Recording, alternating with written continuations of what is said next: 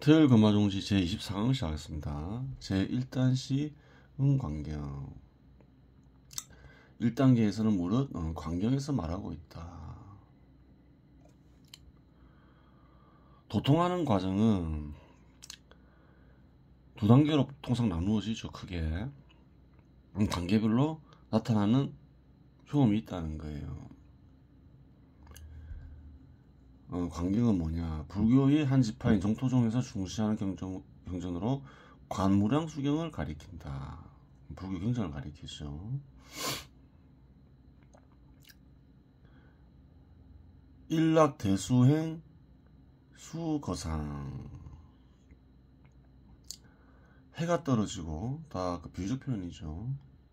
큰 물이 흐르고 대수행. 수거상 나무가 늘어선 모양이다.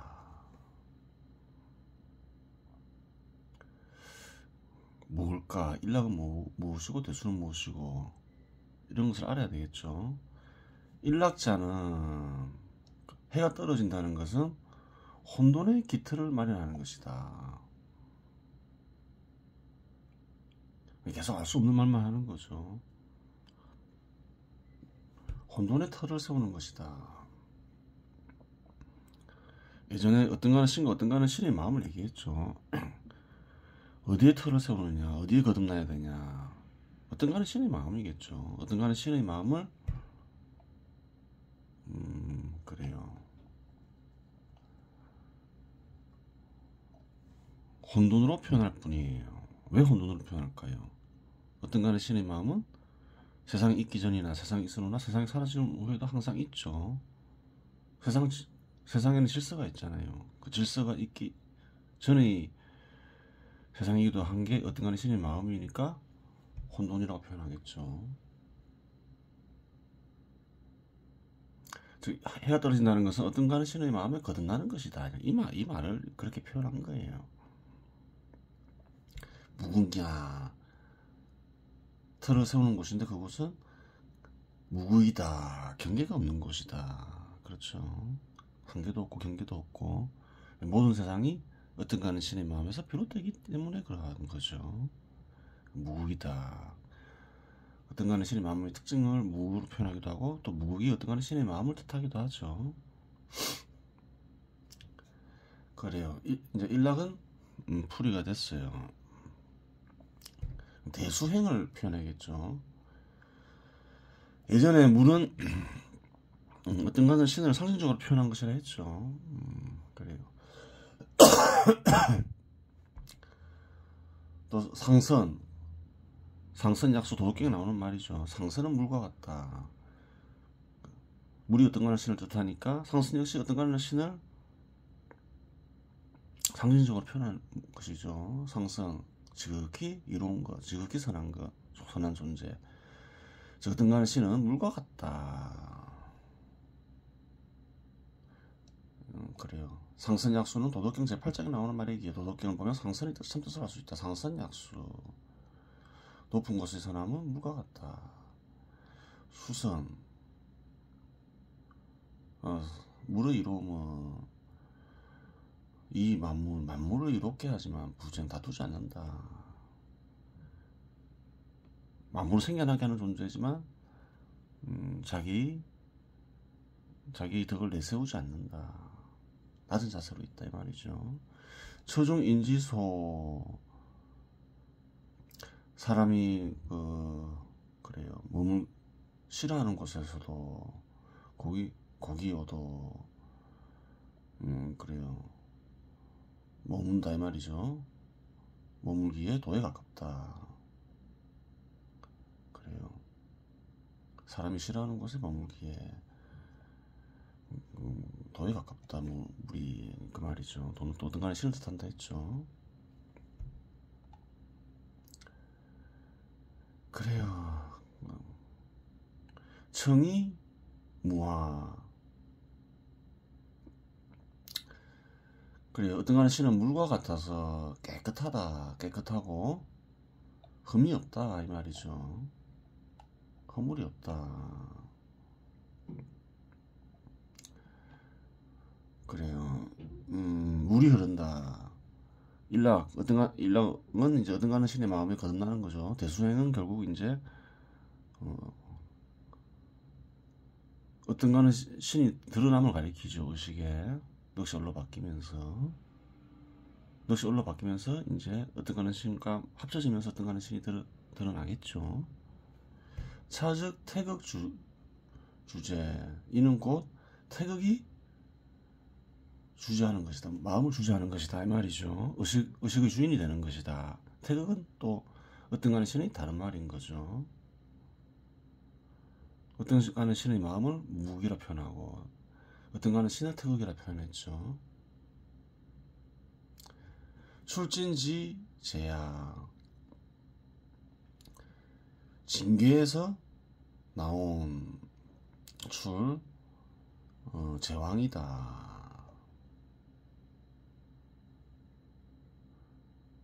그래요. 징계는 뭔가요? 이게 징계죠. 징계에서 나온 제왕이다. 제왕은 어떤 것을 가리키죠.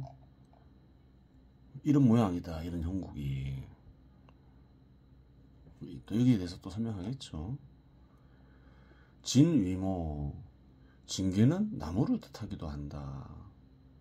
징계는 여러 가지를 뜻하죠. 우레를 뜻하기도 하고 나무를 뜻하기도 하고 방위로는 동쪽을 뜻하기도 하죠. 주석 있죠. 후천팔기에서 징계는 동쪽을 가리키고 외에서의 목 역시 동쪽을 가리킨다. 징계 후천팔기에서 징계는 여기 있죠. 동쪽이죠. 이쪽이 동쪽이죠. 그래요.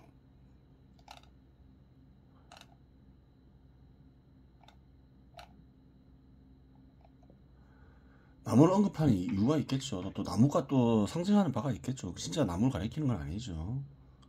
칠중 행수, 7겹의 나무는 칠규 광명야, 7구멍에서 나오는 빛이 밝음이다.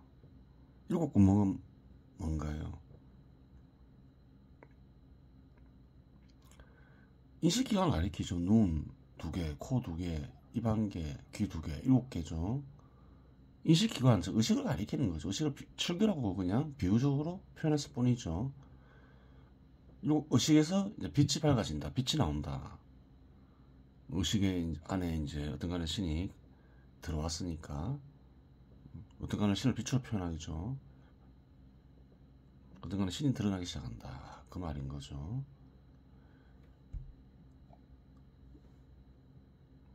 의식에 어떤가는 신이 합쳐진 상태를 이제 뭐라고 표현하나요? 늘어선 나무와 같다. 그렇게 비유적으로 표현하는 거죠. 나무는 그럼 뭔가요? 의식을 뜻하는 거죠. 인간의 의식. 늘어섰다는 거는 인간의 의식에 이제 어떤가는 신이 들어왔다. 그래요. 이제 이 두 개는 이제 인간의 의식을 가리키고 그 속에 이제 어떤가는 신이 감추어져 있다. 이게 이제 징계의 모양이다. 그렇게 얘기하고 있는 거예요. 한번 번역을 보겠습니다. 1단계는 무릇 광경에서 말한 대로 해가 떨어지고 큰 물이 흐르고 나무들이 늘어선 것과 같은 모양이다. 해가 떨어진다는 것은 혼돈 속에서, 그냥 혼돈이라고 얘기하는 게 낫겠죠. 이런저런 말을 표현하는 것보다. 그래요. 사람들마다 저마다 생각하는 바가 있겠죠. 혼돈 속에서 틀을 세우는 것인데 이와 같은 상태를 가리켜 경계가 없는 상태라고 한다. 높은 곳의 사람은 물과 같아서 맑고 허물이 없다. 이것이 곧 태극이 주재하는 상태로 징계에서 나온 제왕과 같다. 징계는 나무를 뜻하기도 하는데 늘어선 나무와 같은 상태라고 말하는 것이다. 7겹으로 늘어선 나무요. 7겹씩 나오면 빛이 밝습니다. 풀을 보겠습니다. 참자 1단계는 의식이 어떤가는 신에게로 돌아가 어떤가는 신이 의식을 주관하는 상태이다. 경계가 없는 거 좀 바꾸죠. 즉 어떤 거는 신이 마음으로 돌아가고 역시 돌아가고 역시 의식에서 사라지고 어리 의식이 중심이 되어 이식하기 시작한다. 그렇죠. 역시 얼로 바뀌면서 이제 마음의 깃도 어떤 거는 신과 합쳐지는 거죠. 그렇죠. 보다 정확한 말을 바꾸는 거죠. 어떤 거는 신이 중심이 되는 의식은 어떤 거는 신과 같이 생각하니 그의 생각은 다름 아닌 어떤 거는 신의 생각이 된다. 그럼 그러한 생각을 말하면 세상이 말하면 그러한 자는 어떤 거는 신의 대리인이 되겠죠. 어떤 거는 신의 생각을 말하게 되니까 그러한 단계에 이르는 이는 어떤 거는 신의 대리인 즉 절대자의 대리인이라고 말할 수 있다. 그래요. 그렇게 되겠죠. 서북 건방 서북 쪽은 건계의 방향이다. 서북 쪽이 이쪽이죠. 건계의 방향이다. 이 건계죠. 이 일이 위감 한 방향 한 자리로 옮기면 관계가 된다. 한 자리로 옮기면 이게 관계죠. 관계가 된다. 관계가 되는 이유를 얘기하겠죠. 관계가 무엇을 뜻하고 관계가 무엇을 뜻하는지를 알아야 되겠죠. 자리를 한 자리를 바꾼다. 한 자리이지만 보통 자리가 아니겠죠. 한 걸음 보통 사람들이 걷는 한 걸음이 아니겠죠. 관계와 관계의 관계를 알아야 되겠죠. 관계는 어떤 거는 신을 뜻한다 했죠. 관계의 방위인데 한 자리 옮기면 관계가 된다. 그렇죠. 확인했죠.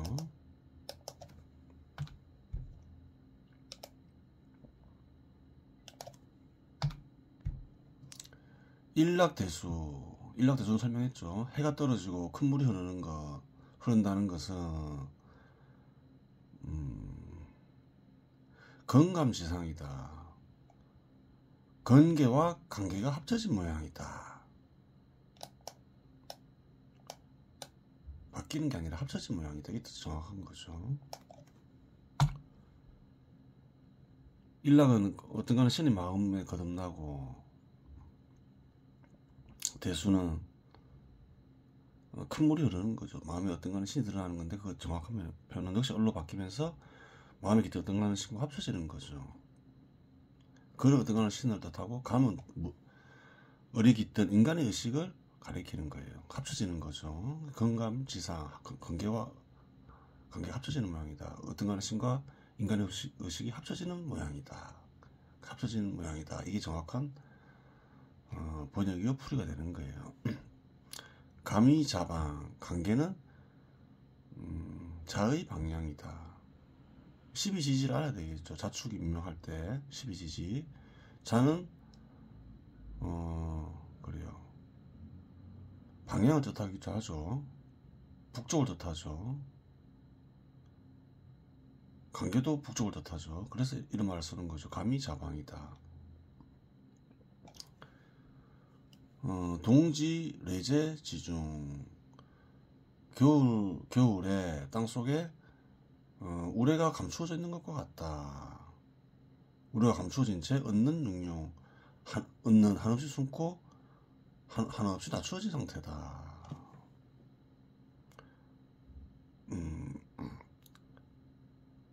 어떤가는 넛을 얼로 되돌려서 어떤가는 신과 합쳐지면 어떤가요? 어떤가는 신이 들어왔죠. 하지만 그래요. 일단 들어왔을 뿐인 거죠. 합쳐졌는데 달라진 건 없는 거죠. 겉으로 보기에는 속은 어떤가는 신과 같아졌는데 그렇게 되는 거예요. 그래서 한없이 숨어있고 한없이 낮은 자세로 있는 모양이다. 그렇게 얘기하는 거예요.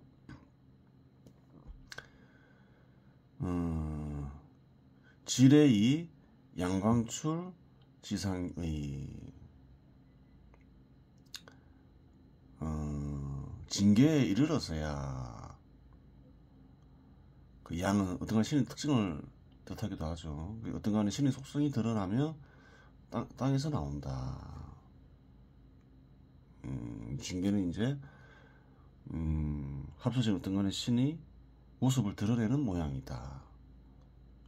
그 말인 거죠.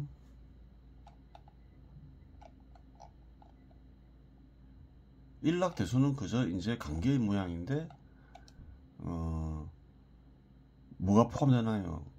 징계가 되려면 행거, 수거가 나오죠. 나무가 늘어선 모양. 이것은 이제 감추어진 어떤 가는 신이 드러나는 상태인 거죠. 그렇게 되는 거예요. 행수지상야. 이러한 형상을 늘어선 나무 형상이라고 한다. 일락대수에 행수가 더해지는 거죠. 여가 유추야, 유추의. 나머지는 뭐 이렇게 추리해 볼 수도, 유추해서 생각하면 된다 이 말이죠. 서북정은 근계의 방해인데 한 자리 옮기면 관계가 된다. 그러니까 인간의 의식이라는 거는 어리 감춰진 인간의 의식이라는 것은 어떤가는 신이 자리를 바꾼다. 인간이 마음에 깃들면서 생기는 것이다. 이런 뜻이 감추어져 있는 거죠. 해가 떨어지고 큰 물이 흐른다는 것은 관계와 관계가 합쳐진 모양이다. 관계는 자의 방위에 해당되는데 한겨울에 우리가 땅속에 꽁꽁 숨은 채 한없이 낮추는 모양이다.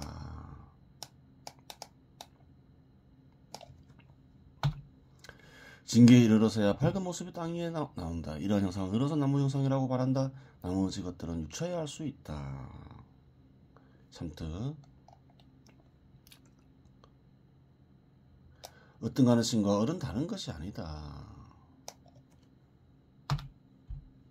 인간이 마음에 기대 어떤 가는 신을 얼이라고 부를 따릅니다. 반면에 인간의 의식과 합쳐진 어떤 가는 신은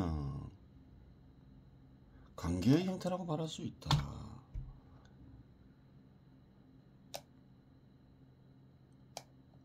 드러난 의식, 겉으로 드러난 의식을 가리키죠. 인간의 의식이지만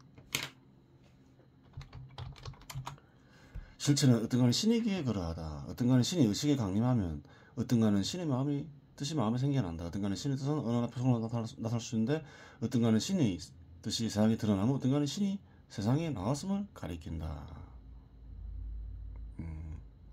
그렇죠.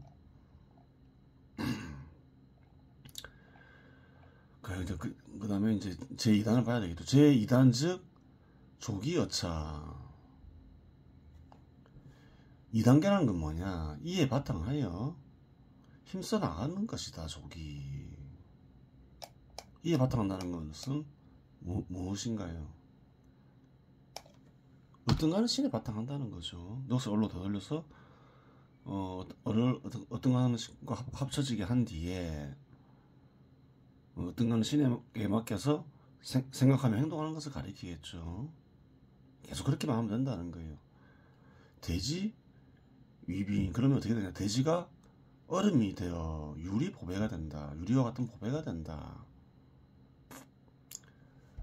돼지는 인간의 의식을 가리키죠.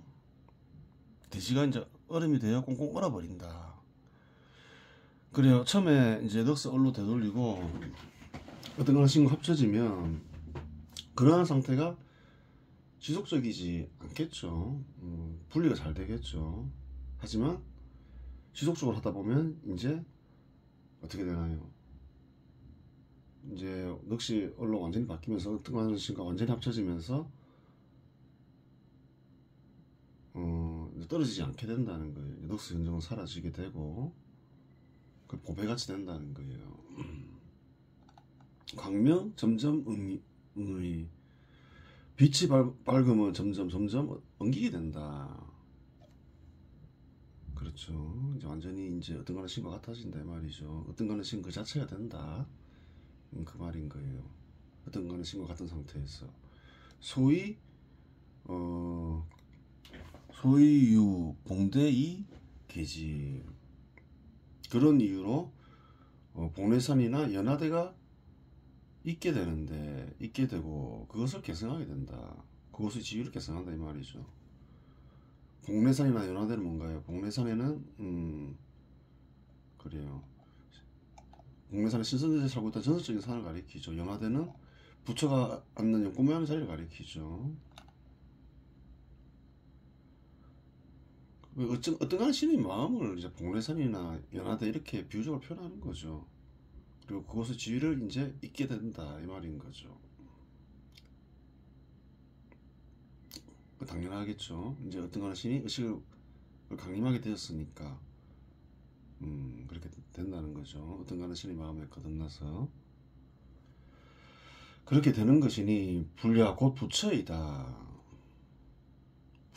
부처이고 금성기영 부처가 된다. 황금의 속성이 이제 드러난다. 신의 속성이 드러난다. 신의 속성을 금성이라고 표현하기도 하죠. 양이라고 표현하기도 하고. 비불이야. 그러니까 부처가 아니고 무엇이겠는가 이 말이죠. 부처라는 것은 대각 금선이야. 크게 깨달은 금선이다. 황금꽃을 드러낸 이다. 어떤 가는 신을 강림시키는 이다. 특별히 다른 것이 아니다 이 말인 거죠. 번역 둘째 단계는 곧 이에 바탕하여 힘써 나가는 것이다. 대지는 얼음이 되어 유리와 같은 보배가 되고 빛이 밝아지며 차츰 엉키게 된다. 그런 이유로 복례선이나 연화대가 있게 되고 그것을 계승하게 되니 곧 부처인 것이다. 금빛 속성이 이미 나타났으니 어찌 부처가 아니겠는가. 부처라는 것은 크게 깨달아 황금꽃을 드러낸 신선을 가리킨다. 참뜻 좀 더 정확한 뜻으로 바꾸죠. 넋을 얼로 되돌리면 마음이 깃든 어떤 가는 신과 합쳐지는데 이를 지속하면 어떤 가는 신을 잊게 되고 당연하죠. 어떤 가는 신은 자체를 강림시켰으니까 그렇게 되는 거죠. 어떤 가는 신의 속성이 발현되니 그러한 이는 능히 어떤 가는 신의 대리인은 어떤 가는 신의 대리인을 넘어 그렇죠. 어떤 가는 신은 앞단계고 곧 어떤 가는 신이 되는 것이다. 즉 그러한 일을 지속적으로 하면 넋의 현정이 사라지며 어떤 가는 신이 의식의 주인이 되는 것이다. 고대 동양인들은 이러한 일을 가리켜 부처나 황금꽃을 드러낸 신선, 즉 금선이라고 불렀는데 부처나 금선과 같은 말은 크게 깨달아